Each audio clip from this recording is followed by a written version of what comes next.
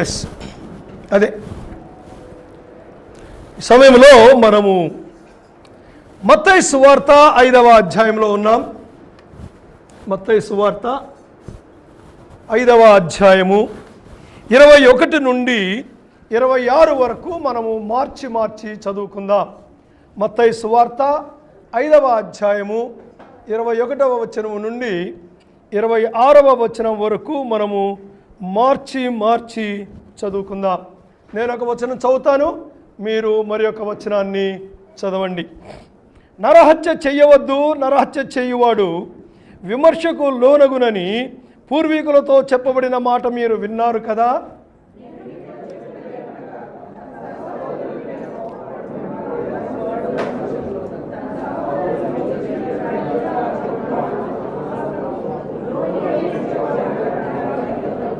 కావున నీవు బలిపీఠమునొద్ద అర్పణమును అర్పించుచుండగా నీ మీద నీ సహోదరునికి విరోధము ఏమైనను కలదని అక్కడ నీకు జ్ఞాపకము వచ్చిన ఎడల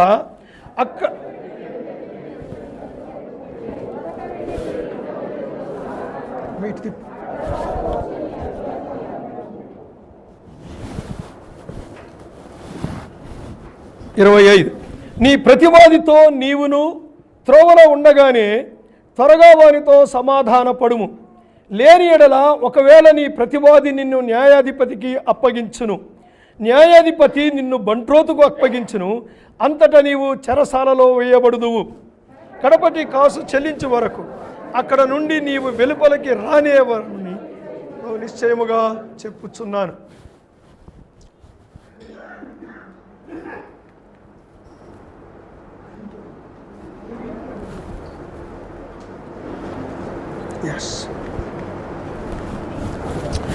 ప్రియులారా, 20వ వచనాన్ని మనం చూస్తే యేసుప్రభువు వారు ఒక మాట చెప్పారు.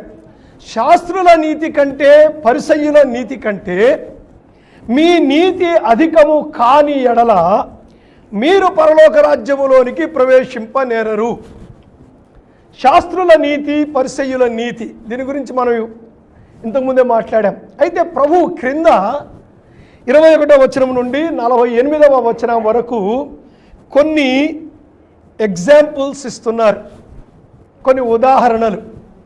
శాస్త్రులు, పరిసయ్యులు, ముఖ్యంగా రబ్బీలు, యూదు రబ్బీలు, రబ్బీ అంటే బోధకుడు, యూదు రబ్బీలు వారి యొక్క స్టాండర్డ్ ఆఫ్ రైచియస్నెస్, వారు ఏ నీతి స్థాయి కలిగి ఉన్నారో దాని గురించి చెప్తూ మనము వాళ్ళ స్థాయి కన్నా ఎక్కువ స్థాయి నీతి కలిగి ఉండాలి.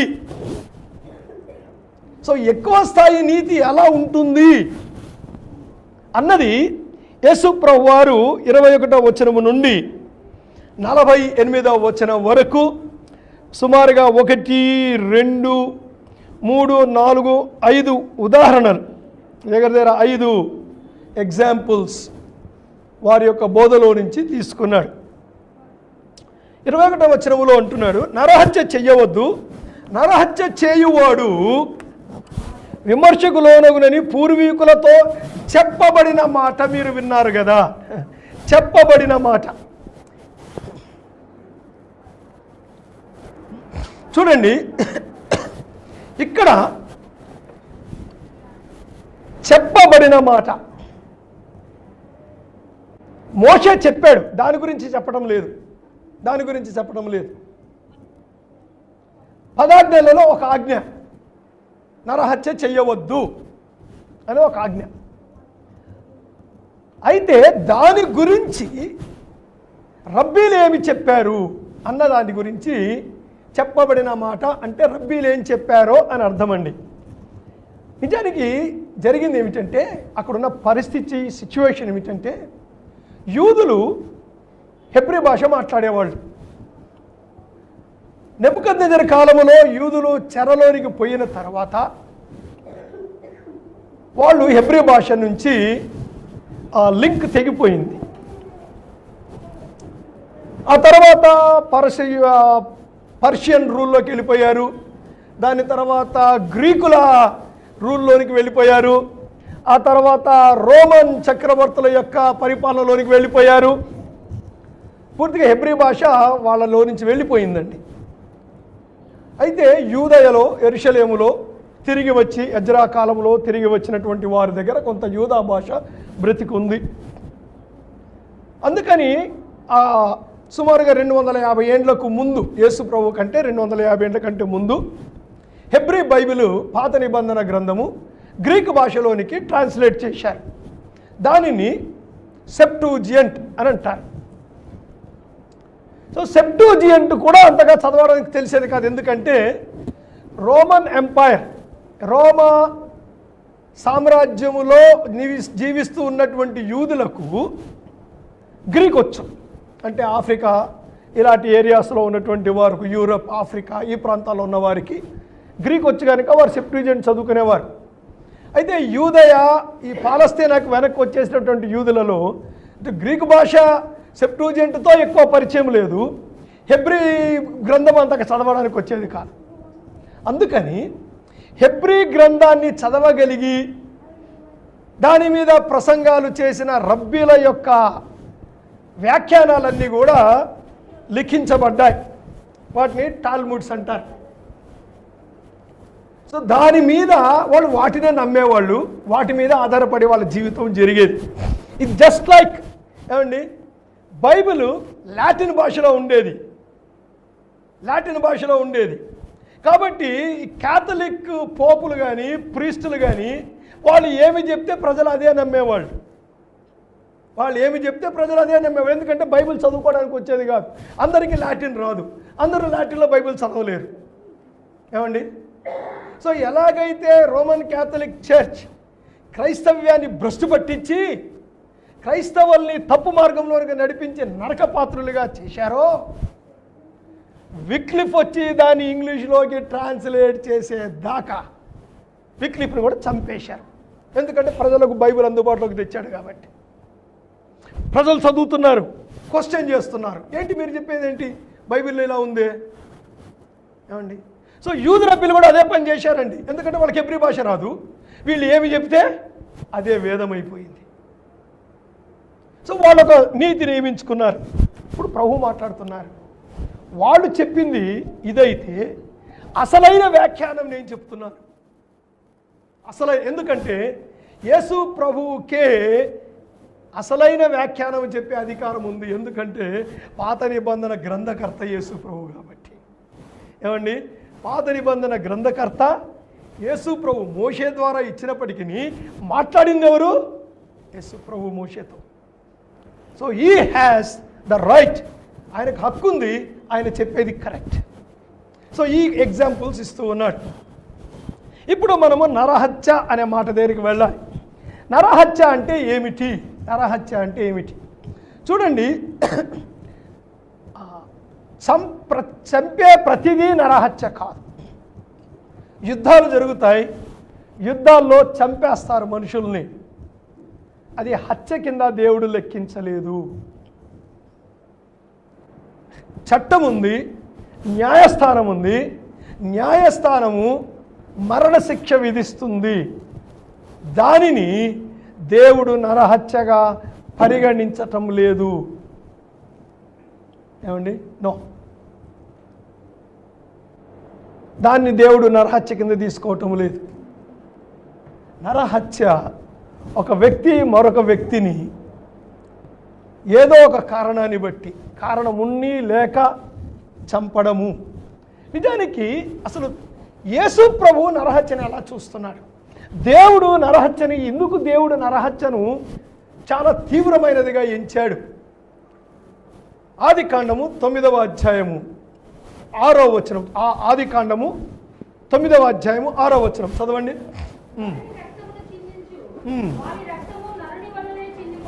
ఎస్,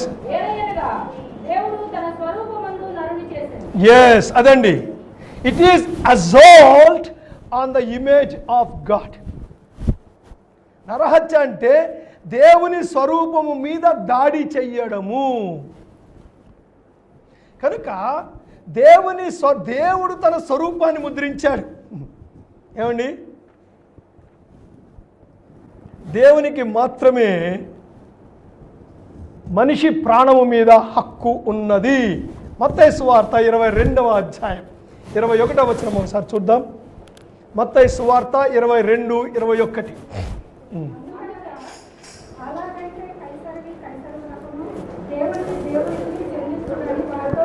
చాలండి. ఇక్కడ ఒక ప్రశ్న వచ్చింది యేసుప్రభు దగ్గరికి. కొద్దిమంది వచ్చి అడిగారు, హేరోదీయులు వచ్చి అడిగారు, మరి బోధకుడా నువ్వు చాలా విషయాలు చెప్తున్నావు, హేరోదుకు రోమా ప్రభుత్వానికి కైసరుకు పన్ను కట్టవచ్చునా కట్టకూడదా? ఆ ప్రశ్న ట్రిక్కీ క్వశ్చన్. ఏంటంటే యూదులు ఎవరికి కూడా కైసరుకు పన్ను కట్టడం ఇష్టం లేదండి. ఎందుకంటే యూదుల యొక్క ధర్మశాస్త్ర ప్రకారము పన్ను దేవునికి కట్టాలి. ప్రతి యూదుడు 21 సంవత్సరాలు దాటిన ప్రతి యూదుడు ప్రతి సంవత్సరము 1/2 షెకెలు పన్ను దేవాలయంలో కట్టాలి. సో దేవుడే వారికి రాజుగా వాళ్ళు లెక్కించుకుంటారు. ఈ కైసర్ ఎవరయ్యా మనల్ని పన్ను కట్టడానికి, ఆయనకు మనకేం హక్కుంది మన మీద అన్నది వాళ్ళ తిరుగుబాటు. ఇప్పుడు కైసర్కు పన్ను కట్టమంటే ఇదిగో ఇతడు మనకు వ్యతిరేకం అని చెప్పొచ్చు, యూదా మతానికి వ్యతిరేకం అని చెప్పొచ్చు. కట్టొద్దు అంటే ఇదిగో ఇతడు కైసర్కి వ్యతిరేకంగా ఉన్నాడు అని చెప్పొచ్చు. ఏమండి, అలా వచ్చారు వాళ్ళు. అప్పుడు యేసుప్రభు ప్రశ్న అడిగారు, నాణ్యం ఒకసారి నాకు చూపించండి అని చూపించారు. దీని మీద ఎవరి స్వరూపం ఉన్నది? ఇప్పుడు చూడండి, మన 100 రూపాయల మీద గాంధీ బొమ్మ ఉంటుంది. అలాగా కైసర్ రోమా నాణ్యాల మీద కైసర్ ఫోటో ఉంటుంది. అందుకే యూదులకి ఇష్టం లేదు, అది విగ్రహారాధన కింద సమానం వాళ్ళకి. సో కైసరు ఫోటో ఉంటుంది, దాని మీద బొమ్మ ముద్రించి ఉంటుంది. ఇప్పుడు అడిగారు, ఇది ఎవరి రూపము? అయ్యా అది కైసరు రూపం అండి. మరి దీని మీద కైసరు రూపం ఉంటే కైసర్ది కైసర్కి ఇవ్వండి, దేవునిది దేవునికి ఇవ్వండి అంటే యేసుప్రభు ఏమంటున్నారు తెలుసా? దేవుని రూపం ఎవరి మీద ఉంది? నీ మీద ఉంది. నా రూపము మీ మీద ఉంది కనుక మిమ్మల్ని మీరు నాకు ఇచ్చుకోండి. అర్థమైందండి? సో ఈ నాణ్యం మీద కైసర్కి ఎలా అధికారం ఉందో మీ అందరి మీద నాకు అధికారం ఉంది. So Christ has the right on our soul. దేవునికి మాత్రమే మన ప్రాణము మీద అధికారం ఉంది. అందుకే ఒకరి ప్రాణము తీసే అధికారం మనకు లేదు. ఏమండి, మన ప్రాణాన్ని మనము తీసుకునే అధికారము కూడా మనకు లేదు. ఇక్కడ ప్రభువు మాట్లాడారు. ప్రభువు ఆ రోజుల్లో వాళ్ళు ఏం చెప్పారంటే, నరహత్య అంటే భౌతికంగా చంపడం, ప్రాణం తీసేయడం. దానికి కోర్టుకి వెళ్తావు, సన్హెద్రిన్కి వెళ్తావు, సన్హెద్రిన్కి వెళ్తారు. అక్కడ వాళ్ళు మరణశిక్ష విధిస్తారు లేదా ఖైదులో వేస్తారు.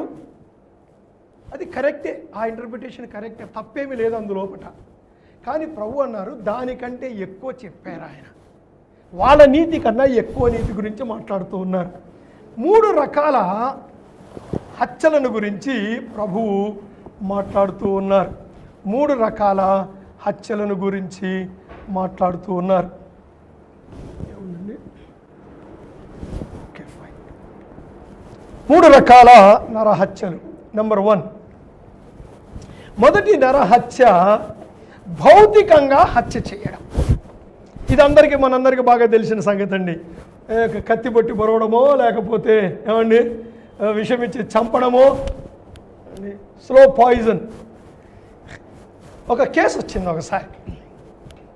ఒక పసి పాప చనిపోయింది, అమెరికాలో అనుకుంటాను. ఎట్లా చచ్చిపోయింది? సరే సమాధి అంతా అయిన తర్వాత ఒక డిటెక్టివ్కి ఏదో అనుమానం వచ్చింది. తీయించి టెస్ట్ చేశారు. పరీక్షిస్తే ఆ శరీరములో ఉప్పు ఎక్కువగా ఉందంటండి. ఉప్పు, సాల్ట్.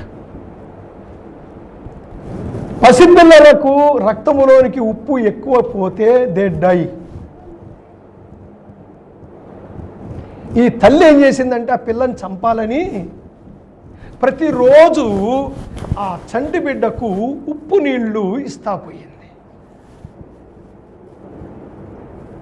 ఏమండి, it's very dangerous to give salt to the infants. పసిపిల్లలకి ఉప్పు ఇవ్వకూడదు. సో అది స్లో పాయిజన్, అంటే తెలియకుండానే మెల్లమెల్లగా నెమ్మదిగా సాల్ట్స్ పెరిగిపోయి రక్తంలో రక్త ప్రసరణ సరిగ్గా లేక ఆ పాప చచ్చిపోయింది. ద వే ఆఫ్ కిల్లింగ్, చంపడం. సో ఈ భౌతికంగా చంపడం అన్నది 6వ ఆజ్ఞను మీరడం, 10 ఆజ్ఞలలో 6వ ఆజ్ఞను. ఇక్కడ భౌతికంగా చంపడం అంటే ఇంకొక చంపడం కూడా ఉందండి, మానసికంగా చంపడం కూడా. తిట్టడము, ఏమండి, అవమానపరచడము, ఇవన్నీ చేయడం ద్వారా సో శరీరాన్ని చంపడము, మనస్సును కూడా చంపడం. అసాసినేషన్ ఆఫ్ క్యారెక్టర్ అంటాం. ఎదుటి వ్యక్తి యొక్క శీలాన్ని కూడా చంపేయడం అండి. ఇది ఒక హత్య. యేసుప్రభు మాట్లాడుతూ ఉన్నారు. యేసుప్రభు వారు అక్కడ 2వ రకమైన హత్యను గురించి మాట్లాడారు. చూడండి 22వ వచనములో, తన సహోదరుని మీద కోపపడు ప్రతివాడు విమర్శకు లోనగును, తన సహోదరుని చూచి వ్యర్థుడా అని చెప్పువాడు మహాసభకు లోనగును, ద్రోహి అని చెప్పువాడు నరకాగ్నికి లోనగును. సరే, వీటి వివరాలకు మనం తర్వాత వెళ్తాం. ఒకటి, హృదయములో హత్య చేయడం, బాహ్యంగా హత్య చేయడము. 2వ హత్య ప్రభు మాట్లాడుతున్నది ఏమిటంటే, ఒక వ్యక్తిని నా హృదయములో నేను హత్య చేయడం. ఏమండి, we are not guilty of killing outside, but I think everyone of us guilty of killing somebody in our heart. ఏమండి, మన హృదయములో ఎంతమంది అత్తలు తమ హృదయములో కోడళ్లను హత్య చేశారో, ఎంతమంది కోడళ్ళు తమ అత్తలను హృదయములో హత్య చేశారో, ఏమండి, ఎంతమంది మామలు అల్లులను తమ హృదయములో హత్య చేశారో, ఎంతమంది అల్లుళ్ళు మామల్ని తమ హృదయములో హత్య చేశారో. ఒకవేళ చట్టము లేకపోతే, ఏమండి, చట్టం అనేది లేకపోతే, పోలీస్ అనేది లేకపోతే, కోర్టు అనేది లేకపోతే, శిక్షలు అనేవి లేకపోతే, హృదయములో జరిగిన హత్య బయటకు వచ్చి, నేను అనుకుంటానండి మనం అందరము కూడా ఇప్పటికంతా ఒకళ్ళనో ఇద్దరినో చంపేసి ఉండేవాళ్ళం ఈసరికి. That is what Lord is talking here. Murdering in the heart. ఏమిటి మర్డరింగ్ ఇన్ ద హార్ట్? దాని గురించి వివరాలకు వస్తాను. 3వ హత్య ఉంది. 3వ హత్య ఏమిటంటే, ఎదుటివాడి హృదయములో హత్య చేయడం. బాగా గమనించండి, డోంట్ గెట్ కన్ఫ్యూజ్డ్. 23వ వచనం, కావున నీవు బలిపీఠము వద్ద అర్పణము నర్పించుచుండగా నీ మీద నీ సహోదరునికి విరోధం ఏమైనను కలదని అక్కడ నీకు జ్ఞాపకము వచ్చినడలా, అక్కడ బలిపీఠం ఎదుటనే నీ అర్పణమును విడిచిపెట్టి మొదట వెళ్ళి నీ సహోదరునితో సమాధానపడుము. ఇక్కడ 3వ హత్య గురించి చెప్తున్నాడు. ఆ హత్య ఏమిటంటే, I kill in somebody's heart. ఇది ఎలా సాధ్యం? ఏమండి, కత్తి పెట్టి ఒకటి పొడవచ్చు, అది ఒక రకమైన హత్య. 2వ హత్య, నా హృదయంలో నేను ఎంతమందినైనా చంపవచ్చు, అది 2వ హత్య. 3వ హత్య, ఎదుటివాడి హృదయంలో చేయడం. అంటే వాడి మనసును గాయపరచడం సంగతి మాట్లాడడం లేదండి. నేను ముందే చెప్పాను, మొదటి రకం హత్యలోనే వస్తుంది.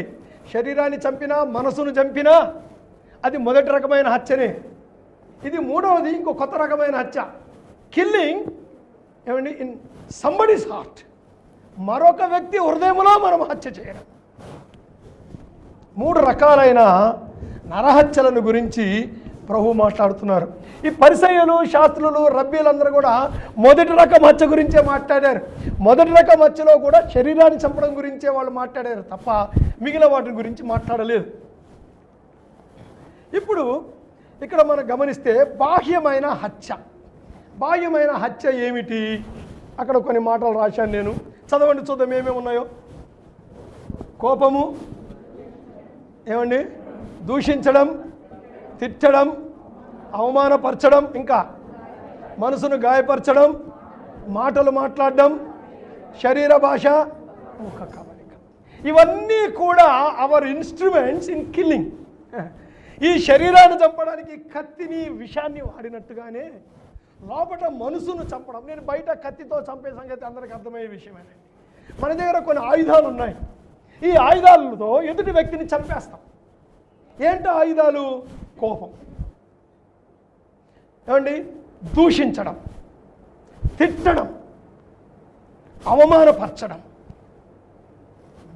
ఒంటరిగానైనా అవమానపరచడం, అందరిలోనైనా అవమానపరచడం. ఇవన్నీ కూడా మాటలతో చేసే పనులు. మనసును గాయపరచడం, ఇవన్నీ మాటలు ఉపయోగించడం. ఇంకొక రకమైన మాటలు ఉపయోగించకుండా కూడా చంపేస్తాం. శరీర భాష ఏంటండి అది?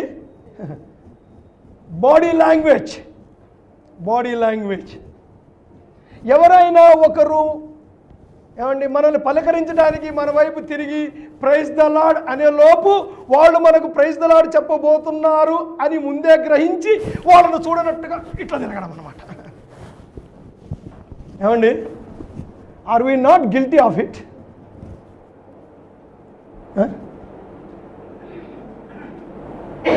నాకు ఇష్టం లేని వ్యక్తి ఎదురుకు వస్తున్నాడు, నాకు ఒకవేళ ప్రైజ్ ద లార్డ్ చెప్తే నేను చెప్పాల్సి వస్తుందేమో అని వాడు ముఖంలో చూడకుండా వాడిని చూడనట్టుగా తలదించుకొని ఇట్లా పక్కకి నుంచి వెళ్ళి ఎస్ బాడీ లాంగ్వేజ్. ఏమండి, బాడీ లాంగ్వేజ్. నేనేమన్నాను అంటాం మళ్ళీ మన చేతులతో, ఏమండి, మన బాడీ అంతటితో. మూడవది ముఖ కవళికలు, ఫేషియల్ ఎక్స్ప్రెషన్స్. ఏంటండి? Facial expressions. ఆహా, బాగానే పైకి బ్రదర్ ప్రైజ్ ద లార్డ్ అని వెనకకి తిరిగి ఇంకొకటి చూసేటట్టే.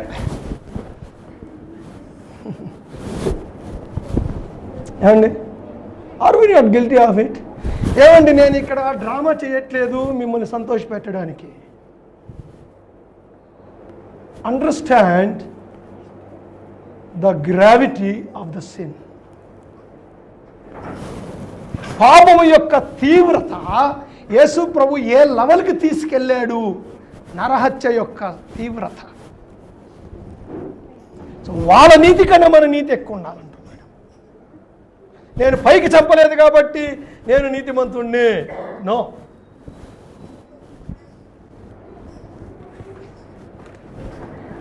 ఆ తర్వాత హృదయములో హత్య దగ్గరికి వెళదాం. చూడండి, ఈ బహిరంగ హత్యకు కారణాలు రెండు ఉన్నాయి మేజర్గా. ఒకటి కోపము, రెండవది అసూయ. వీటిని నేను తర్వాత వివరిస్తాను. హృదయములో హత్య, రెండవ హత్యకు వద్దాం. హృదయములో హత్య, రాకా. ఇక్కడ ఇంగ్లీష్ బైబిల్ చదవండి ఎవరైనా. I want somebody to read verse 22. Matthew 5:22. But I say to you that whoever is angry without a cause shall be in danger of the judgment. Without a cause shall be in judgment. And whosoever says to his brother, Raka, shall be in danger of the council. Yes. రాకా అని అంటే బాగా గమనించండి. తన సహోదరుని మీద కోపపడు అని ఉంది, కానీ యాక్చువల్గా అక్కడ వర్డ్ ఏమిటంటే, ఏమండి, వితౌట్ ఏ రీజన్. ఏ కారణము లేకుండా మనం కొద్దిమంది మీద కోపం పెట్టుకుంటాము. రీజన్ అంటే ఏమిటి? ఏమండి, ఇప్పుడు పృథ్వీ ఉన్నాడు, నాకేమైనా కీడు చేస్తే నేను అతని మీద కోపం పెట్టుకోవాలి. అతను నాకు ఏమీ చేయలేదు కానీ కోపం ఉంది నాకు. ఏమండి, దాన్ని వివరిస్తున్నాడు ప్రభు ఇక్కడ. ఏమంటున్నాడంటే, నీ సహోదరుని చూచి, నీ సహోదరుడు రాకా అని నువ్వంటే, తెలుగులో ద్రోహి, వ్యర్థుడా అనే మాట మంచిగానే ఉంది. వ్యర్థుడా, రాకా. ఏమండి, రాకా అంటే అర్థం ఏంటో ఒకసారి చదవండి. పనికిమాలవాడు, ఎందుకును కొరగానివాడు. ఈ రాకా అనేది అరమిక్ వర్డ్. ఇది దీని అర్థము రకరకాల అర్థాలు ఉన్నాయండి దానికి. ముఖ్యంగా చెప్పుకోవడం ఏంటంటే పనికి అంటే ఇదే హృదయంలో హత్య. ఒక వ్యక్తి గురించి ఇలా చెప్పబడింది. యూదుల యొక్క ట్రెడిషన్లో ఒక మాట ఉంది. ఒక రబ్బీ ఉన్నాడు, అంటే చాలామంది చేసిన పని, కానీ ఒకటి గురించి ఎగ్జాంపుల్. ఇతడి పేరు సైమన్ బెన్ ఎలియాజర్. ఈ రబ్బీ పేరు సైమన్ బెన్ ఎలియాజర్. యవనస్తుడు, బాగా చదివాడు, ధర్మశాస్త్రం బాగా చదివాడు, బాగా జ్ఞానం ఉంది. ఇంకా హయ్యర్ స్టడీస్కి ఇంకా పెద్ద రబ్బీ దగ్గరికి వెళ్ళాడు. ఆ రబ్బీ దగ్గర చదువుకున్నాడు, బాగా జ్ఞానం పెరిగింది. ఏమండి, నేను బాగా చదువుకున్నాను, బాగా జ్ఞానం వచ్చింది నాకు అనుకున్నాడు. వెళ్తున్నాడు, ఎదురుగా ఒక వ్యక్తి వచ్చి రబ్బీ కదా నమస్కారం పెట్టాడు, షలోం అని విష్ చేశాడు. అప్పుడు ఈ సైమన్ బెన్ ఎలియాజర్ అనే రబ్బీ ఏమన్నాడంటే, you raca ugly fellow, get out of my way, are all are these town fellows are ugly like you. ఏమన్నాడంటే, ఆయన వచ్చి అయ్యా సలాం అన్నాడు, షలోం, ప్రైజ్ ద లార్డ్ అన్నాం మన భాషలో. అప్పుడు ఈయన ఏమన్నాడండి, రాకా, పనికి మనలోడా, అజ్ఞాని, బుద్ధి లేనోడా, ఎందుకో కరగనటువంటి కూడా, ఆఫ్టర్ ఆల్ ఫెలో, ఈ పాడుముఖం చూపిస్తావేంట్రా నాకు, ఈ ఊర్లో అందరూ ఇట్లాంటి నీలాగే పాడుముఖం ఉన్నోళ్ళు ఉన్నారా అని అన్నాడట. అప్పుడు ఆయన అన్నాడట, అయ్యా పాడుముఖమో ఏ ముఖమో నాకేం తెలుసు సార్, నువ్వు రబ్బీవి, నీకు బాగా దేవుడి సంగతి తెలుసు, దేవుడితో నీకు మంచి సంబంధం ఉంది, ఆ దేవుణ్ణి అడుగు ఇట్లాంటి లోపంతో కూడిన సృష్టి ఎందుకు చేశాడో అని అన్నాడు అండి. ఏమండి, రాకా అతడు ఇతనికి ఏమైనా పరిచయమా లేదు. యేసుప్రభు రాకా అనే మాట అందుకే ఉపయోగించాడు, ఏం పరిచయం లేదు. ఏమండి, హృదయంలో హత్య అంటే we frame some low opinions about other people in our heart. That is murder according to Christ. కొద్దిమంది గురించి అతడు ఎవరో తెలియదు, ఏమండి, కొద్దిగా పరిచయం ఉన్నప్పటికీ కూడా వాడా అని ఒక ఒపీనియన్ అన్నమాట మనసులో. ఏమండి, మనసులో ఒక ఒపీనియన్, సన్య యూజ్లెస్ ఫెలో, ఆయన నాకేం చేయలే, మంచిగా నాకు ప్రైజ్ లార్డ్ చెప్తాడు, నేను చెప్పిన పనులన్నీ, హీ లవ్స్ మీ, కానీ నాకేం అభిప్రాయం ఉంది మనసులో ఆయన గురించి. ఏమండి, రాకా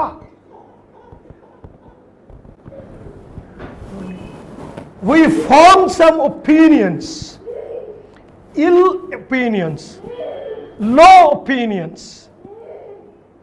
about others. అకారణంగా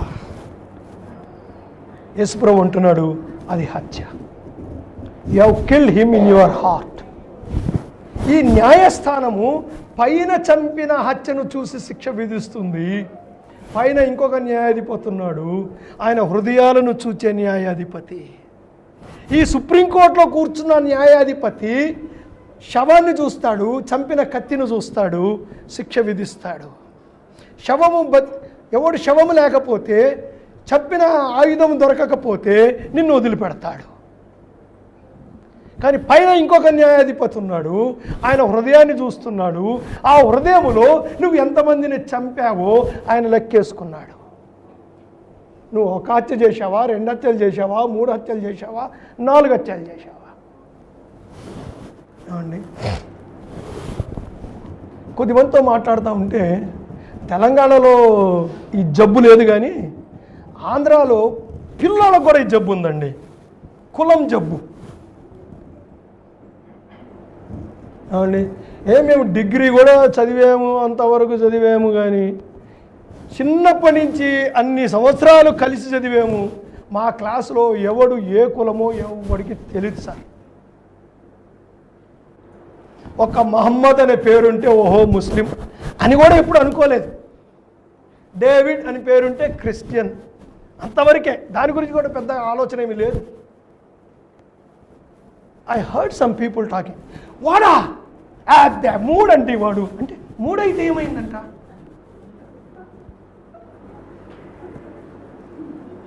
ఏమైందంట?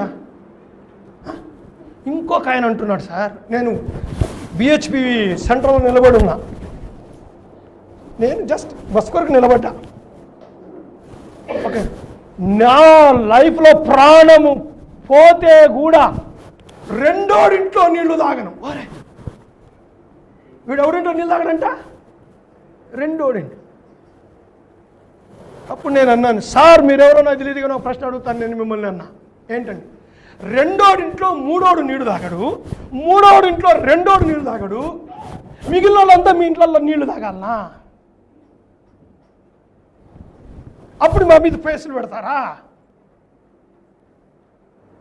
నాకు బుద్ధుని ఆలోచిస్తున్నావా నువ్వు? ఎవరో నువ్వు అంటే నేను క్రిస్టియన్ అండి అన్నా.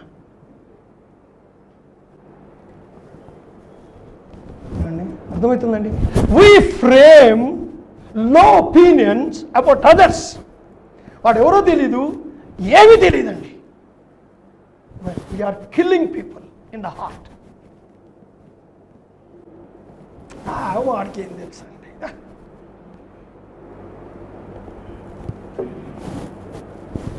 రాకా అంటే అదే, దాని అర్థం అదే. తర్వాత ఇంకో మాట అన్నాడు కిందకు వచ్చిన తర్వాత, ఏమండి? ద్రోహి అని చెప్పువాడు అని తెలుగు బైబిల్లో ట్రాన్స్లేషన్ ఉంది, కానీ ఇంగ్లీష్లో ఫూల్, మొరాన్. మొరాన్, ఫూల్ అనే మాట ఉంది అక్కడ. మొరాన్ అంటే ఏంటండి? బుద్ధిహీనుడు, మూర్ఖుడు. చదవండి ఒకసారి. తెలివి లేనివాడు, ఎంటీ హెడెడ్ ఫెలో. కొద్దిమంది దృష్టిలో ఏమండి, ఎదుటివాడు నాకంటే మూర్ఖుడు అనుకునే అభిప్రాయం. ఏమండి? ఎదుటివాడు నాకంటే మూర్ఖుడు.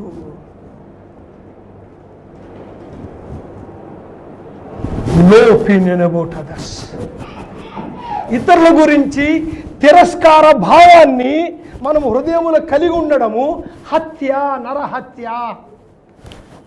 And you are accountable to God. నీ నీతి పరిసయ్యుల నీతి కన్నా శాస్త్రుల నీతి కంటే అధికంగా లేదు.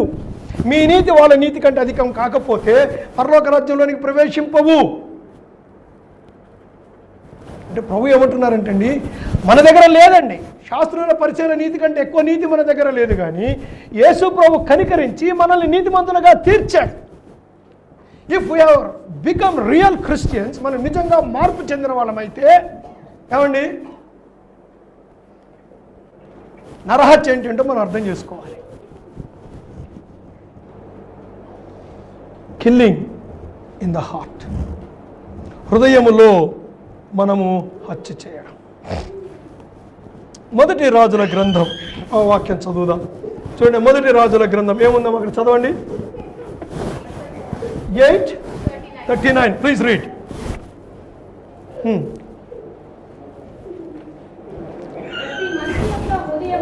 ప్రతి మనిషి యొక్క హృదయము నీవు ఎరుగుదువు గనుక నీ ఆకాశమును నీ నివాస స్థలమందు దానిని విని క్షమించి దయచేసి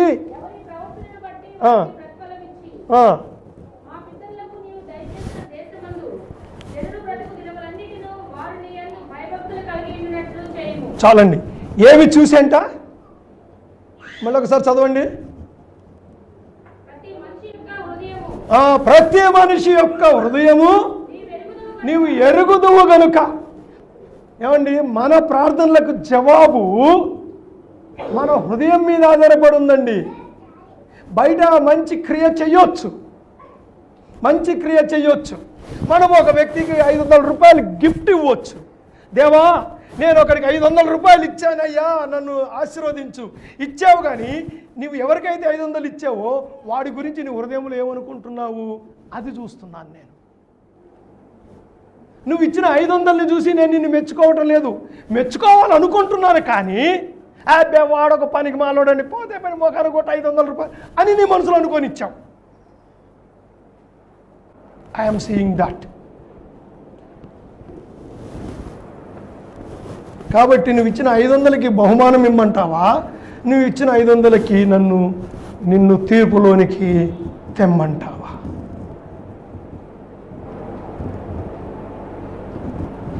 శాస్త్రుల నీతి కన్నా పరిసయ్యుల నీతి కన్నా అధికమైన నీతి heart. God is concerned with the heart.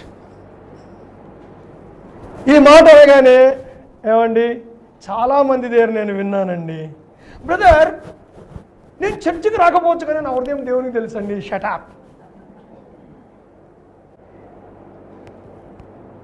నీ హృదయము దేవుని కోరుకుంటే చర్చికి రాకుండా పోతావా? ఏమండి, నేను ఒక్క మాట అడగనా? అవెంజర్స్ ఇప్పుడు ఏదో సినిమా వచ్చింది, ఏం పేరండి? Avengers end game. వీడికి బాగా తెలుసు చూసా పేరు, అర్థం తెలుసురా నీకు దాని పేరు? అవెంజర్స్ ఎండ్ గేమ్ అంటే తెలిసి ఉండొచ్చు. Very good. బ్లాక్లో టికెట్లు కొనుక్కొని పోయిన బిలీవర్లు ఉన్నారు సార్. అది చూడదగిన సినిమానా చూడదగిన సినిమానా దాని గురించి నాకు తెలియదు. ఒకవేళ చూడదగిన సినిమా అయితే ఉండొచ్చు. మనసులో కోరుకుంటేనే కదా. ఆన్లైన్లో 500 టికెట్ని 1000 రూపాయలు కొన్నాం. ఏమండి,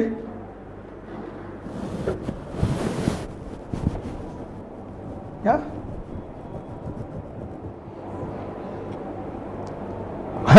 అమెరికాలో 48 అవర్స్ ముందు నుంచి క్యూ డబ్బులు కొట్టుకొని 48 అవర్స్. చర్చికి రావడానికి అంత క్యూ ఎప్పుడన్నా ఉందా? 48 అవర్స్. అమ్మో, 10:30 నుంచి 1:30 దాకా. అబ్బాయి 12కి పోతే చాలే, అంతసేపు కూర్చోవడం మా చర్చిలో టైం వేస్ట్. దేవుడు హృదయాన్ని చూస్తున్నాడు అంటే క్రియలను అడగట్లేదని అనుకోకండి. హృదయములోని క్రియను దేవుడు కోరుకోవటం లేదు. అది హృదయంలో ఉంటే క్రియ తప్పకుండా వస్తుంది. దయచేసి మోసపోవద్దు. నేను మిమ్మల్ని ఎవరిని మోసం చేయాలనుకోవట్లే. హృదయం దేవుడు కోరుకుంటున్నాడని చెప్పి. నెక్స్ట్ వర్స్ చదవండి. 1 దినవృత్తాంతాల గ్రంథము 28:9. Quick, fast. ఇక ఎదుర్కొంది కదా, చదివేయండి.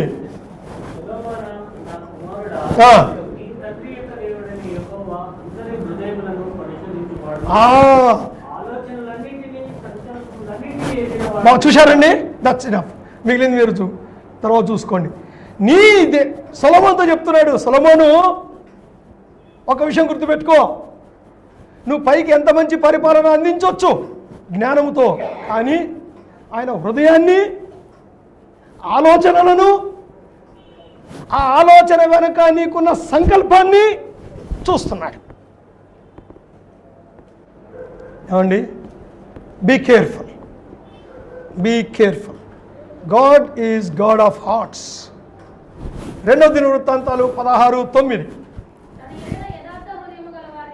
తన ఎడల యథార్థ హృదయము గల వారిని బలపరుచుటకై. చూశారండి, దేవుడు వెతుకుతున్నాడట. ఎవరికైనా యథార్థమైన హృదయం ఉందా అని వెతుకుతున్నాడట. ఎందుకు? బలపరచడానికి. కానీ ఎవరు దొరకట్లేదట దేవుడికి. ఏమండి, because we are the murderers in the heart. హృదయములో హత్యలు చేస్తున్న వారము. హృదయములో హత్య. యేసుప్రభు అదే మాట్లాడుతున్నారండి. సామెతలు 16:2 చదవండి.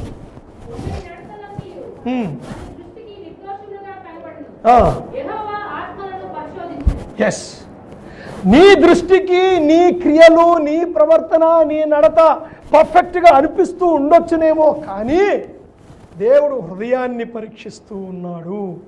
He looks in to the hearts of the people. నీ క్రియలు నీకు ఓకే, నీ క్రియలు చూసే వాళ్ళకు కూడా ఓకే, చాలా బాగున్నాయి. కానీ దేవుడు ఏం చూస్తున్నాడటండి? హృదయాన్ని చూస్తూ.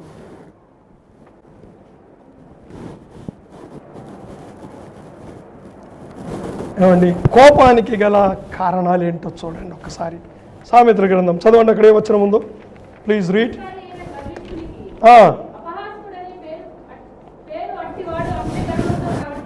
ఎస్, కోపానికి కారణము మేజర్గా గర్వ హృదయము.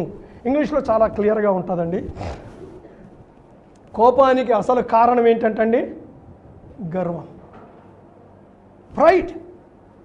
బ్రదర్స్ అండ్ సిస్టర్స్, నాకు గర్వము లేదు అని ఎవరు కూడా చెప్పడానికి వీలు లేదు. బాగా అర్థం చేసుకోండి.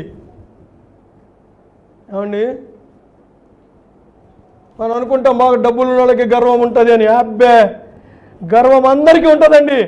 డబ్బు ఉన్నోడికి ఉంటుంది, డబ్బు లేనోడికి ఉంటుంది, బాగా చదువుకున్నోడికి ఉంటుంది, చదువు తక్కువ ఉన్నోడికి ఉంటుంది, డబ్బు ఉన్నోడికి ఎక్కువ ఉంటుంది, మిగిలినోడు తక్కువ. అబ్బే, అట్లా కూడా ఏం లేదు సార్. నేను ఒకసారి ట్రైన్లో ఉన్నాను, వాడు అడుక్కుంటున్నాడు. పో అన్నా. ఏమన్నాడు తెలుసా? పాపనోడిని అడుగుతుంటే ఇవ్వవా, శపిస్తా అన్నాడండి.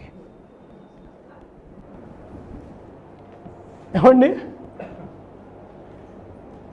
బా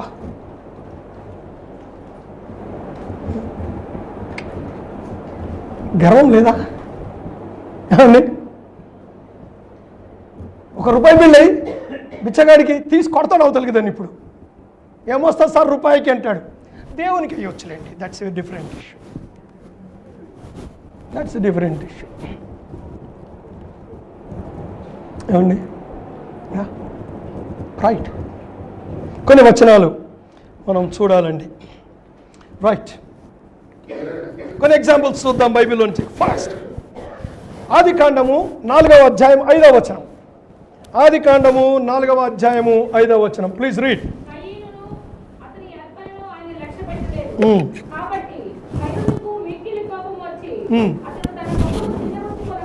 చాలండి, ఇక మీకు స్టోరీ తెలుసు. దేవుడు హేబెలు యొక్క బలిని లక్ష్య పెట్టాడు, కయ్యను బలిని లక్ష్య పెట్టలేదు. హేబెలు ఏం తప్పు చేశాడండి? కోపం ఎవరి మీదకి రావాలా? దేవుని మీదకి రావాలా? దేవుని మీద కోపం రావాలండి. ఎవరి మీద కోపం వచ్చింది? హత్య చేశాడండి. The very first murder. First man killed second man. బా, ఎక్కడ ప్రారంభమైంది సార్? దేవుడు ఆదామును అవ్వను చేస్తే ఆదాము అవ్వని 2 కొడుకుల్ని కన్నారు. ఇంకా మిగిలిన సంగతి తర్వాత ఆలోచిద్దాం. మొదటి కొడుకు రెండో కొడుకుని చంపేశాడు. కారణం ఏంటి? ఏమండి, ఏమి లేదండి. హేబెలు దగ్గర ఏ కారణము లేదు. అసూయ. అసూయ, that's all. Why you kill people in the heart? Because you are jealous. అసూయ నీవు హృదయములో హత్య చేయడానికి కారణమైతా ఉంది. యోసేపు అన్నలు ఉన్నారు. ఆదికాండము 37:4. యోసేపు అన్నలు 37:4 ఆదికాండం.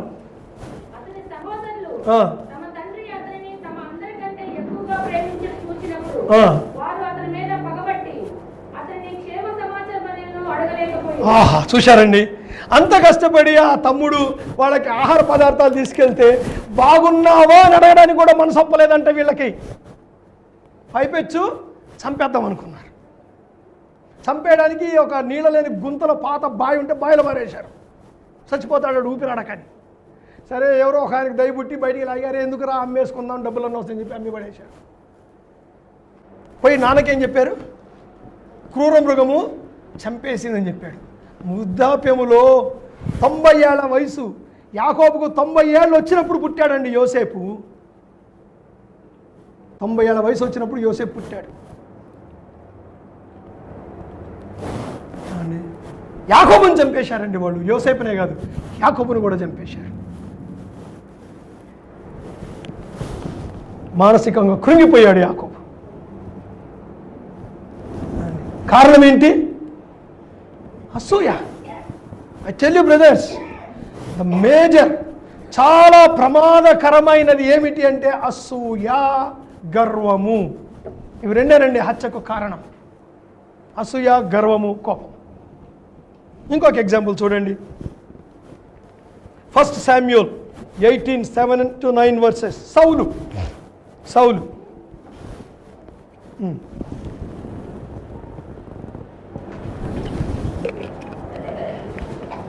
ఆ స్త్రీలు గాన ప్రతిగానములు చేయుచు వాయించుచు సౌలు వేల కొలదియు దావీదు 10,000 కొలదియు శత్రువులను హతము చేసిరి. చాలండి. సో మీకు అందరికీ తెలిసిన కథ ఇది, అందుకే చదవట్లేదు. ఇక దావీదు గొలియాతును చంపాడండి. అసలు సౌలు చంపాలి, గొలియాతును నిజంగా సౌలు చంపాలి. ఎందుకంటే గొలియాతు అంత ఎత్తున్నవాడు ఇశ్రాయేల్ ప్రజల్లో ఒకడున్నాడు, సౌలు. ఇశ్రాయేల్ ప్రజలందరూ మొత్తం దేశములో ఉన్న జనాభా అంతా తెచ్చి నిలబెడితే వాళ్ళంతా ఇంతకంటే ఎక్కువ హైట్ లేరు సౌలుకు. సౌలు అంత ఎత్తున్నాడు. సో గొలియాతు వచ్చి రండి నా మీదికి అని పిలిచాడు అంటే ఎవరు పిలుస్తున్నాడు?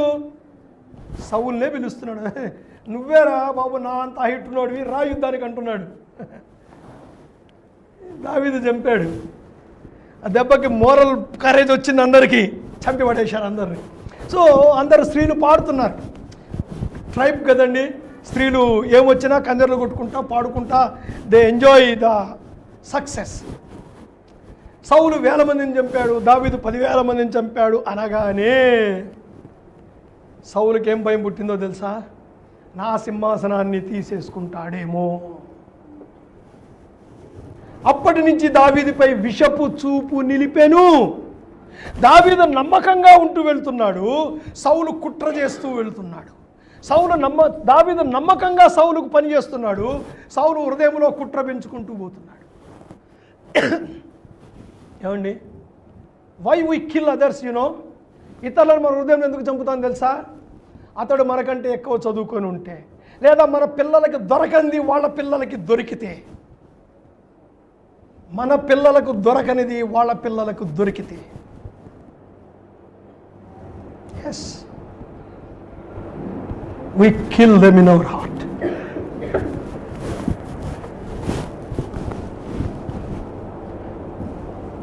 And we should get rid of these things. వీటి నుంచి మనము విడుదల పొందకపోతే మనము దేవుని దృష్టిలో నరహంతకులుగానే ఉంటాము. It is very serious issue and punishable in the sight of God.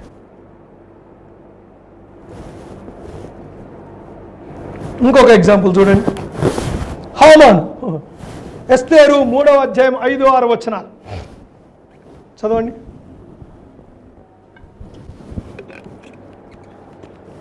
Quick.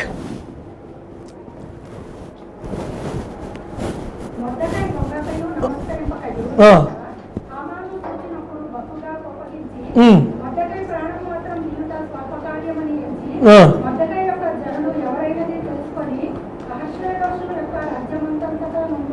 చాలండి. మొర్దెకై ఉన్నాడు, ఎస్తేరు వాళ్ళ చిన్నాన్న అక్కడ ఉన్నాడు.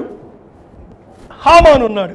హామాను ఒక ఆఫీసర్, మొర్దెకై కూడా ఒక ఉద్యోగస్తుడే రాజుగారి ఆస్థానంలో. ఈ వాజ్ ఆల్సో ఎన్ ఆఫీసర్.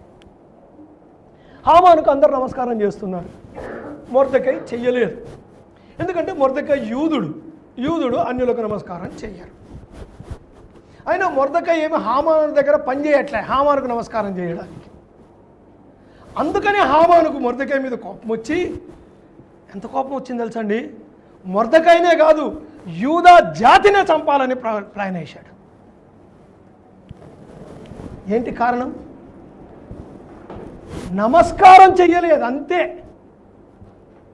ఎందుకు చేయాలి నీకు? ఏమండి, దీని కొరకు కూడా హత్య చేసే వాళ్ళు ఉన్నారండి.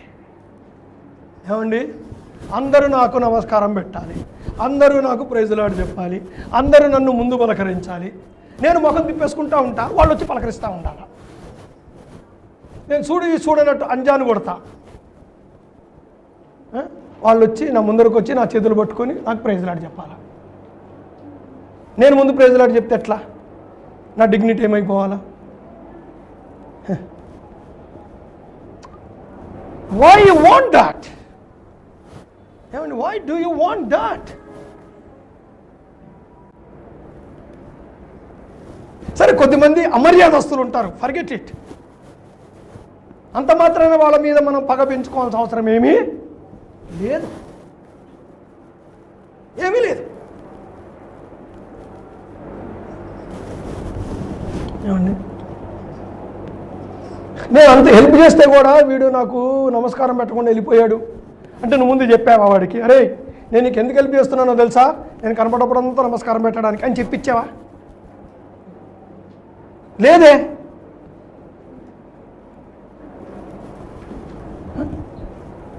లేదే. Why do you demand it? Why do you demand respect from others? ఇతరులు నిన్ను గౌరవించినందుకు ఆ వ్యక్తిని నీ హృదయంలో నువ్వు మర్డర్ చేస్తున్నావు, అతని మీద కోపం పెట్టుకుంటున్నావు. ఆ కోపం పెరిగి పెరిగి నాకు టైం లేదండి, beginning of the anger, growth of the anger, ఇంకా చాలా విషయాలు చెప్పవచ్చు.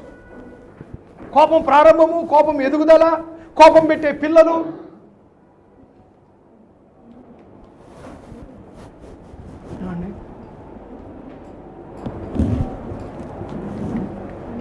నెక్స్ట్ ఇంకొక ఎగ్జాంపుల్ చూడండి, ఏంటది చదవండి. ఫరో చదవండి, నిర్గమ 1:10-12. నేను చెప్తాను వినండి. ఇశ్రాయేలు ప్రజల జనాభా పెరుగుతూ ఉంది. ఫరో అంటున్నాడు, వీళ్ళ జనాభా ఎక్కువ పెరిగితే వీళ్ళు మన మీద తిరుగుబాటు చేస్తారేమో, కనుక మగపిల్లల్ని చంపేసి వీళ్ళు ఏమాత్రము యుద్ధ విద్యలు నేర్చుకోకుండా వీళ్ళని కూలోలుగా మార్చేద్దాం అని ఇటుకలు చేసే పని, మట్టి పిసికే పని, ఇళ్ళు కట్టే పని చెప్పాడు. వాళ్ళ మీద పగ పెంచుకున్నాడు ఈ ఫరో. Any reason? ఏమండి, అపోహ. వాడు నాకు ఇది చేస్తాడేమో అని అపోహ. ఆ అపోహ ఫరో ఇశ్రాయేలు జాతిని తన హృదయంలో మర్డర్ చేసినట్టుగా చేసింది. we kill people, హృదయంలో హత్య చేస్తాం. ఎందుకంటే అపోహలు, మనమే అనేసుకుంటాం అన్నీ. అవతలాడు హృదయంలో ఏమీ ఉండవండి, అవతలాడి దగ్గర ఏ ప్లాన్ ఉండదండి, కానీ వాడి దగ్గర ఆ ప్లాన్ ఉందని మనం అనేసుకుంటాం. వాడు మన గురించి అలా అనుకుంటున్నాడని మనం అనేసుకుంటాం. అర్థమవుతుందండి? అవతలాడు మన గురించి ఏమనుకుంటున్నాడో ఏమో మనకు తెలియదు. మనమేమంతా ఏమండి హస్త సాముద్రికం చదివామా? ఏమండి, only God knows the hearts. ఏమండి, నువ్వు ఏ విద్యను నేర్చుకున్నా ఎదుటివాడి మనసు చదవలేవు, కానీ మనం అనేసుకుంటాం we don't know anything. Or somebody tells something, ఎవడో ఏదో చెప్తాడు, నమ్మేస్తాం. ఏంతో అవతల వ్యక్తి మనకి ఏమీ చేయకపోయినా అవతల వ్యక్తి మీద దురభిప్రాయం ఏర్పరచుకుంటాం. అవసరమైతే అతడి గురించి మనం కూడా 2 మాటలు నోరు జారి మాట్లాడతాం. నోరు జారి మాట్లాడడం బయట చంపే హత్య. నోరు జారకపోయినా some people are very clever, నోరు జారరు, కానీ లోపల మర్డర్ చేసేస్తారు. అపోహ. God wants clean heart. ఏమండి, I am also guilty of this. I'm not perfect. నాకు కూడా కొద్దిమంది కోపం వస్తుంటుంది, కొన్నిసార్లు అపోహపడతాను. Go to the presence of God. Ask God to get rid of these thoughts. Because God wants clean heart, clean mind. Why to kill people in your heart? ఎందుకు చంపుతారండి హృదయంలో చంపడం ఎక్కువైన తర్వాత బయట చంపుతాం. అంటే వాళ్ళ గురించి 2 మంది అనడము, వాళ్ళు కనపడ్డప్పుడు తిట్టేయడము, లేకపోతే వాళ్ళ గురించి ఏదో చెప్పేయడము, బయటకు వచ్చేస్తుంది. అది బయట మర్డర్ కింద మారిపోతుంది, హృదయంలోని murder. Can you have so many examples. మళ్ళీ చెప్పుకోలేమండి ఇలాంటివి. కల్దీయులు దానియేలు మీద పగబట్టారు. ఏమండి, ఏం చేశాడండి దానియేలు వాళ్ళకి? ఏం చేశాడు? దానియేలు ఆయన జ్ఞానాన్ని బట్టి చాపలో పైకి వచ్చాడు, వీళ్ళు పైకి రాలేకపోయినారు, దానియేలుని చంపించాలనుకున్నారు, సింహాల గుహలో పడేశారు. అండ్ అప్పటికే దానియేలుకి మోర్ దాన్ 60 years ఓల్డ్ అండి. సింహాల బోనులో మనం మామూలుగా సండే స్కూల్ కథలకి యవనస్తుడైన దానియేలు బొమ్మ చూపిస్తుంటారు, కానీ 60 years old, more than 60 years దానియేలుని సింహపు బోన్లో వేసినప్పుడు ఏంటి రీజన్? ఏమీ రీజన్ లేదండి, ఏమీ రీజన్ లేదు. అకారణంగా వీడు ఎవడో మన జాతోడు కాదు, వీడు కల్దీయుడు కాదు, బానిసగా పట్టబడి వచ్చి ఈ లెవెల్కి ఎదుగుతాడా అండి?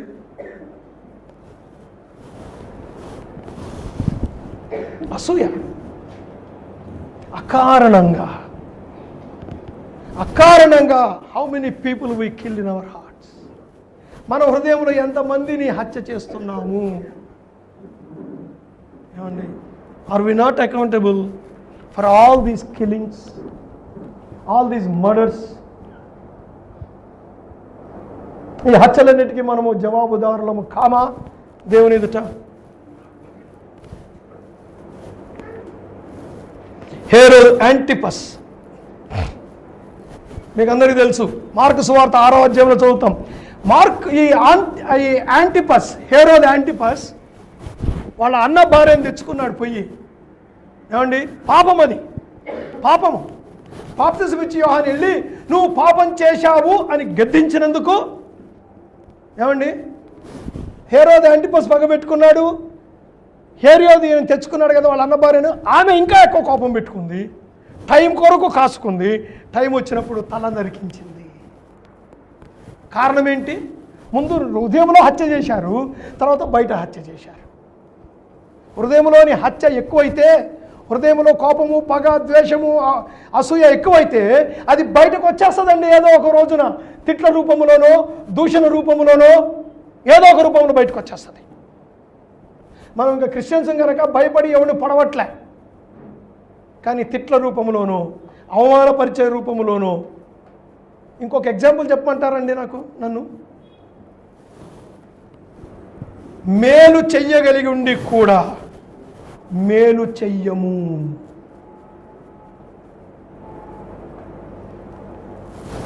మేలు చెయ్యగలిగిన స్థితిలో మనం ఉండి, అవతల వ్యక్తికి ఆ మేలు అవసరమై ఉండి కూడా ఆ మేలు అతనికి ఎందుకు చెయ్యమంటే మన సోమర్థనాన్ని బట్టి చేయకపోవచ్చేమో. కొన్ని పాజిటివ్ కారణాలు ఉండొచ్చు, టైం లేకనో, లేకపోతే ఓపిక లేకనో.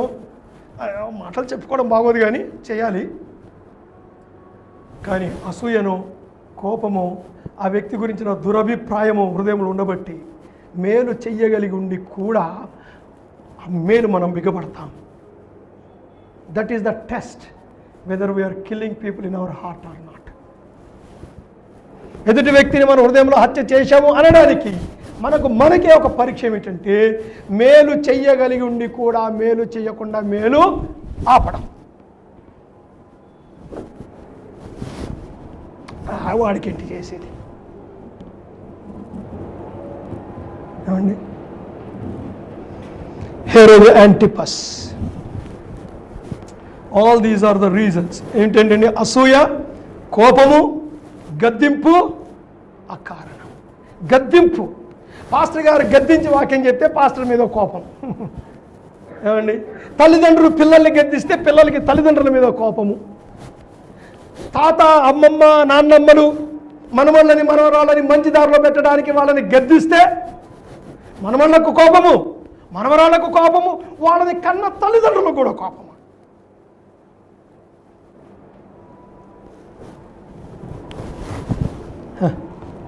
And they murder their own mother in their heart. They murder their own father in the heart. They murder their own ammamma, nannamma in their heart. They murder their own tataya in their heart. A-grade murderers. And tell you, you are accountable to God. And God will not answer your prayers. గద్దింపు, కోపం అనుకో. There are two types of anger. Unrighteous anger and righteous anger. నీతితో కూడిన కోపము. Pastor గారు కొన్ని విషయాల్లో కోప పడతాడు, నీతితో కూడిన కోపం. When things are not right in the church, pastor will get angry. భక్త సింగ్ గారు గొప్ప దైవజనుడండి. ముందర కూర్చున్న పిల్లోడు ఎవడన్నా కుయ్యమంటే స్టేజ్ దిగొచ్చి లాగించి కొట్టేవాడంట ఆయన, గూబ పగిలేటట్టు. ఇక్కడి నుంచి పాస్టర్ గారు మౌనంగా ఉండు అంటే వెనక వాళ్ళ అమ్మకి నాన్నకు కోపం, మా పిల్లలకే చెప్తాడా ఈయన. బాక్సింగ్ గారు లాగించి కొడితే బాగుండేది. ఏమండి, there are righteous anger. God is angry some time with us. Parents are angry with their children. Government officials are angry with civilians. పౌరుల పట్ల కొన్నిసార్లు గవర్నమెంట్ ఆఫీసర్స్కి కోపం వస్తుంది. ఏమండి, రైచియస్ యాంగర్. కానీ మనం మాట్లాడుతున్నదంతా కూడా అన్రైచియస్ యాంగర్, నీతి లేనటువంటి కోపం, దుర్నీతితో కూడినటువంటి కోపము. మూడవ అంశానికి వస్తాను. ఏమండి, ఎదుటివాని హృదయములో హత్య. అదే చదివాం, ఎదుటివాని హృదయములో హత్య. ఇప్పుడు మూడవ రకమైన హత్య అనేది 10 minutes ఐ విల్ క్లోజ్. 5వ అధ్యాయం 23వ వచనం, మత్తయి 5:23 చదవండి.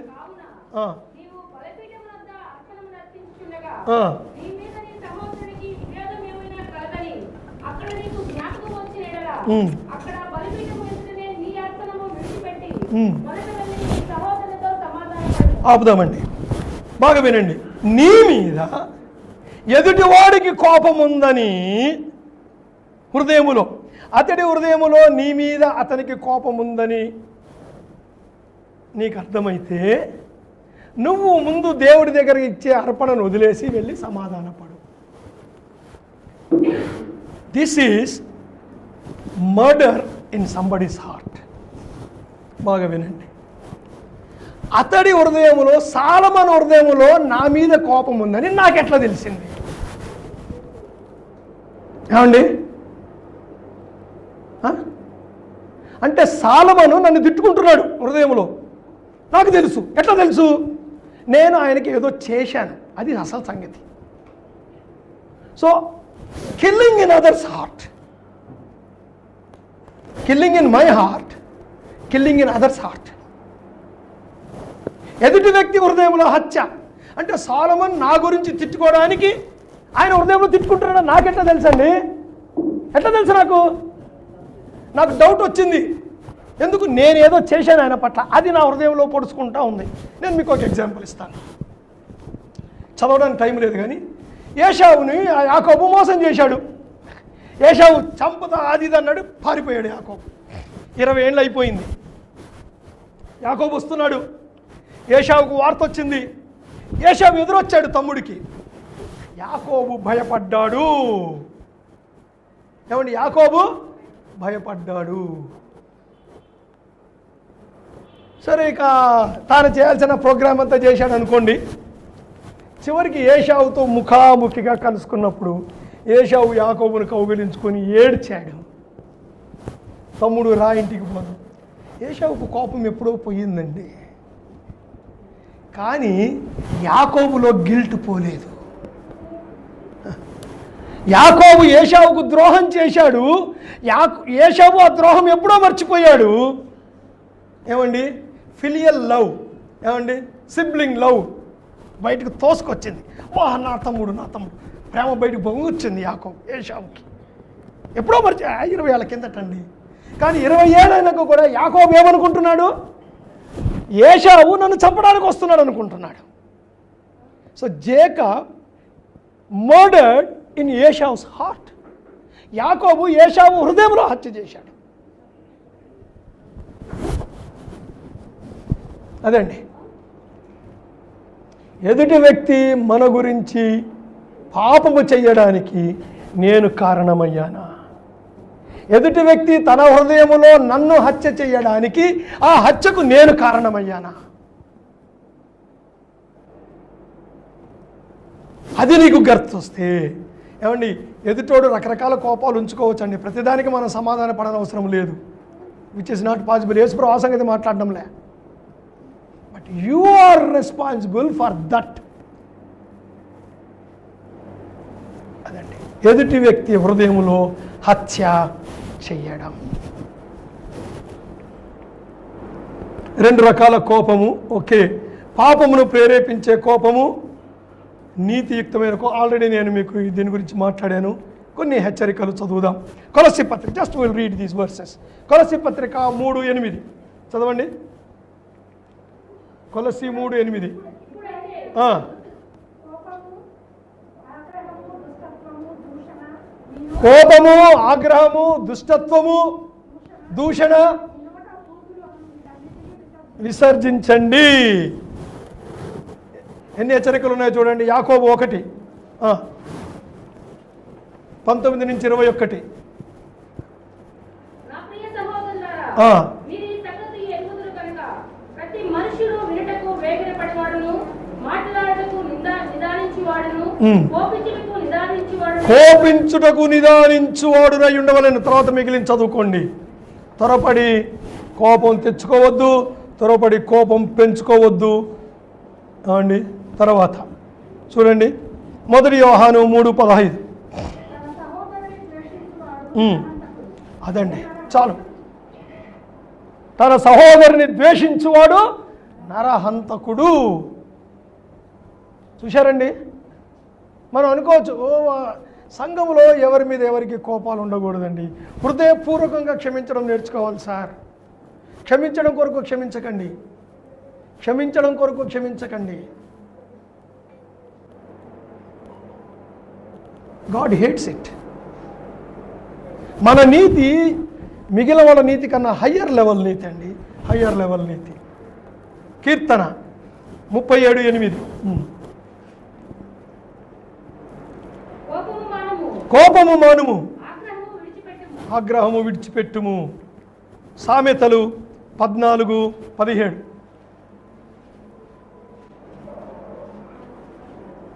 త్వరగా కోపపడువాడు మూఢత్వము చూపును. అదండి, త్వరగా కోపపడేవాడు బుద్ధిహీనత బయటికి చూపిస్తున్నాడు. సామెతలు 16:32. పరాక్రమశాలి కంటే ఉమ్. దీర్ఘశాంతము గలవాడు శ్రేష్ఠుడు. పరాక్రమశాలి కన్నా ఎంత పరాక్రమశాలి అయి ఎంతమందిని ఆపగలిగినా తన హృదయంలో ఉన్న అసూయను, కోపాన్ని, దేశాన్ని ఆపలేని వాడి కన్నా దానిని ఆపగలిగిన వాడు చాలా గొప్ప బలవంతుడు. 19:11.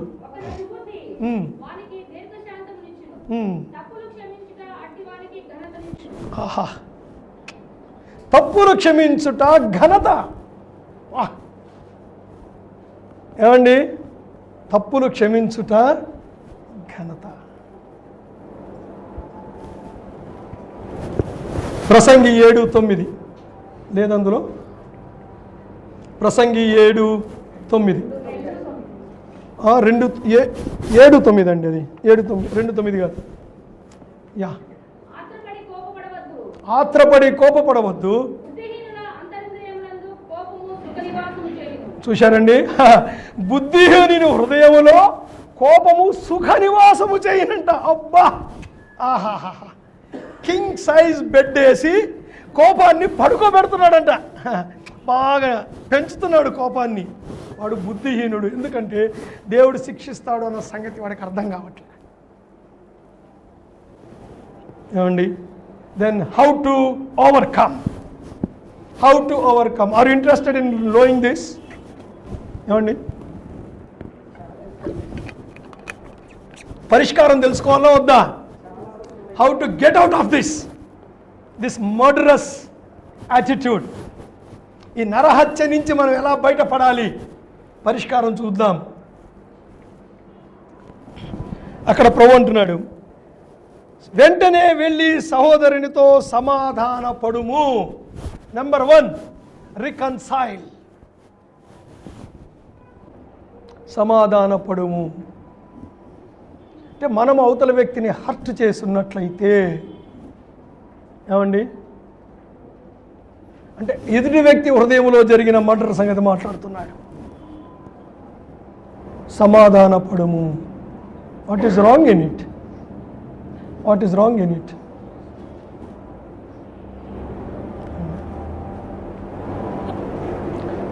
అండి, సమాధాన పడము.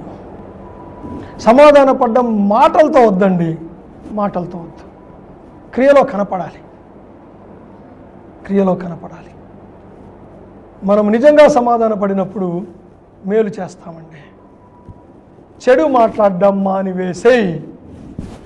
Practice with this. Stop talking ill of others. చెడు మాట్లాడే కొద్దీ ఆ వ్యక్తి మీద పగ పెరుగుతుందండి. మీకు అర్థమవుతుందండి ఏమండి? ఒకవేళ నేను సన్నీ మీద రోజు ఎవరితో ఒకరితో కలిసిన అందరి దగ్గర ఆయన గురించి చెడు మాట్లాడుతున్నాను అనుకోండి, you know what's happening in my heart? ఆయన మీద పగ పెరిగిపోయి ఏదో ఒక రోజు గొంతు పిసికేస్తాను వాళ్ళని. That what happens. చెడు మాట్లాడటం వద్దు, చెడు మాట్లాడటం వద్దు. Definitely if something is wrong పేరెంట్స్కి చెప్పాలి. డెఫినెట్లీ దేర్ ఇస్ ఎవరితోటైనా పొరపాటు ఉంటే దేవుని సేవకునికి చెప్పాలి.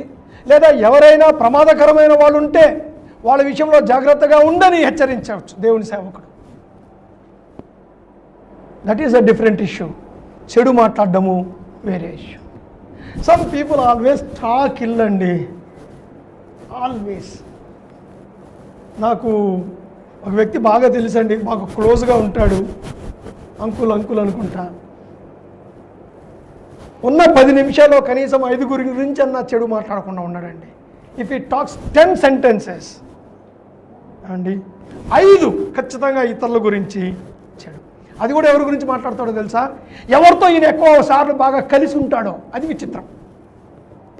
నేను అంటాను, నువ్వు వాళ్ళ గురించి చెడు మాట్లాడేటప్పుడు వాళ్ళతో ఎలా కలిసి ఉండగలవయ్యా నువ్వు? What is this action? నా హృదయం చాలా మంచిది, షటప్.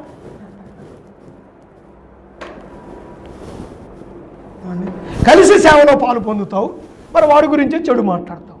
నేను అట్లా చేయలేనని చెప్పాను. I cannot do that.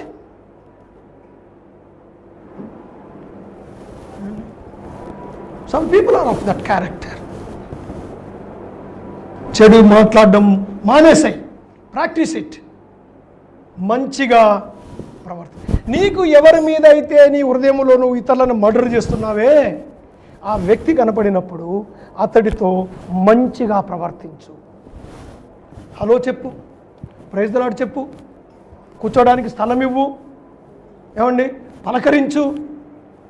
When you start doing this, ఇది నువ్వు చేస్తూ ఉంటే రోజు రోజుకు రాను కోపము నెమ్మదిగా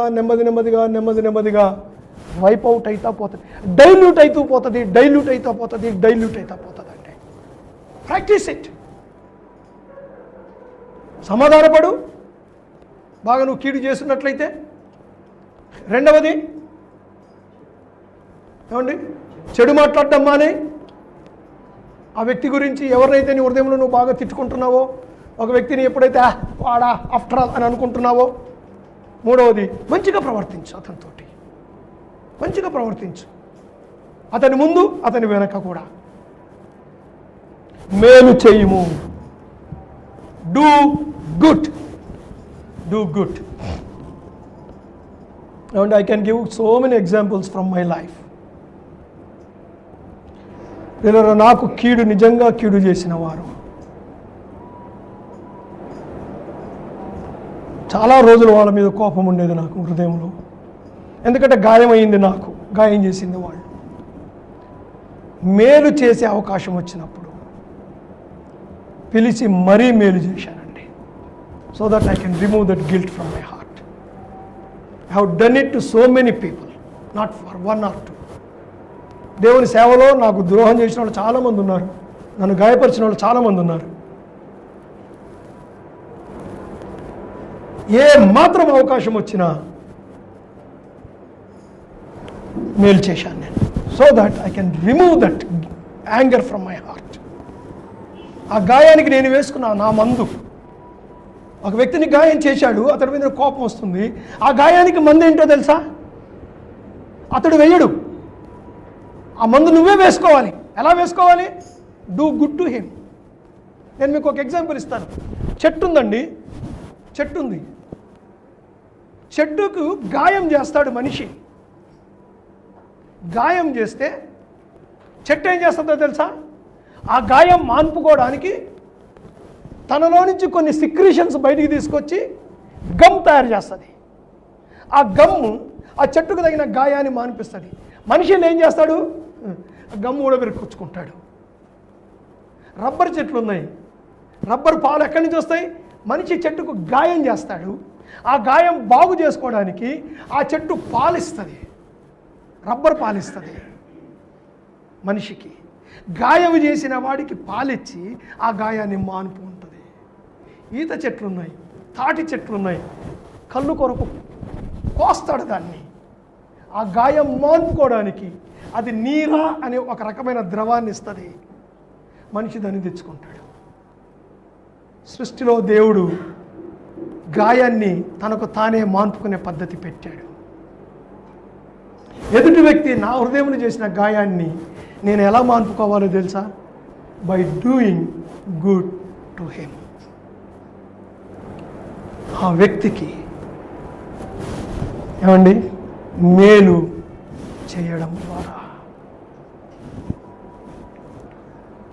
ప్రార్థించండి. కీర్తనల గ్రంథము వాక్యం చూడండి. What is the verse there? Please read 19:20. దురభిమాన పాపములలో పడకుండా నీ సేవకుని ఆపుము. చాలండి. దావీదు ప్రార్థిస్తున్నాడు, ప్రభువా దురభిమానం అనే ప్రెజుడైజ్ సిన్స్, దురభిమానం అనే పాపంలో పడకుండా నన్ను కాపాడు ప్రభువా.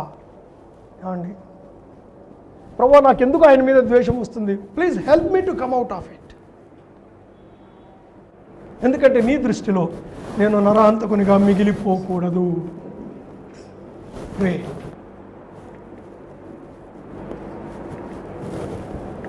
సో ప్రియులారా, యేసు ప్రభువారు చెప్తున్నారు, వాళ్ళు చెప్పింది వేరు, నిజమైన ఇంటర్ప్రిటేషన్ నేను ఇస్తున్నాను దేవుని యొక్క వాక్యానికి. మీ నీతి శాస్త్రాల నీతి కన్నా, పరిశీల నీతి కన్నా అధికమైన నీతిగా ఉండాలని దేవుడు కోరుతూ ఉన్నాడు. ప్రార్థన చేసుకుందాం. సమయంలో మనల్ని మనం పరీక్షించుకొని ప్రభు బలలో పాలు పొందడానికి మనల్ని మనము సిద్ధపరచుకుందాం.